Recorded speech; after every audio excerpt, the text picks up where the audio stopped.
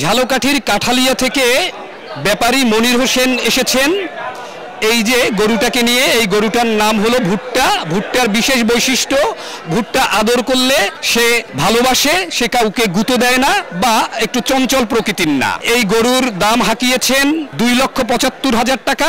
এখন পর্যন্ত 2.5 লক্ষ টাকা ক্রেতারা বলেছেন। 2,75,000 টাকা দাম উঠলেই এই ভুট্টাকে বিক্রি করা হবে। কি দামে বেচা কিনা চলছে, কেমন দামেই বা বিক্রেতারা কিনছেন জানবো এবং জানাবো সে খবর। এইটার নাম হলো ভুট্টা। তো মানুষ ধরলে ও ভালো ঠায়, গরুটা খুব সুন্দর, কেউ গুতাই টুতায় না, খুব ভালো উইক করে। ভুট্টার দাম বলছে আমার 2,50,000 আর আমি চাইছি 75। আকারে বড় দেখা গেলেও আসলে এই গরুগুলো দেশি প্রজাতির, এমনটাই আমাকে জানিয়েছেন বিক্রেতারা।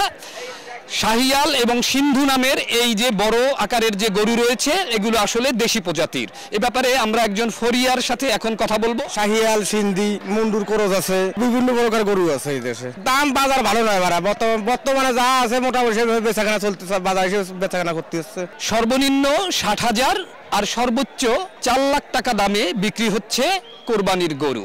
আগামীকাল শুক্রবার রাত পর্যন্ত এই হাটসহ ঝালকাঠির হাটগুলোতে কোরবানির পশু বেচাকেনা চলবে। এবছর কোরবানির জন্য ঝালকাঠি জেলায় 30,000 পশুর চাহিদা রয়েছে, যার পুরোটারই যোগান দেবে স্থানীয় খামারি এবং বিক্রেতারা।